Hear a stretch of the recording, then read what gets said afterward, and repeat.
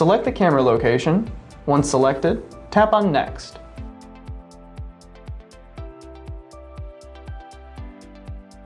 After tapping Next, if there are multiple devices displayed, the process will repeat until all devices have been placed in a home and a room.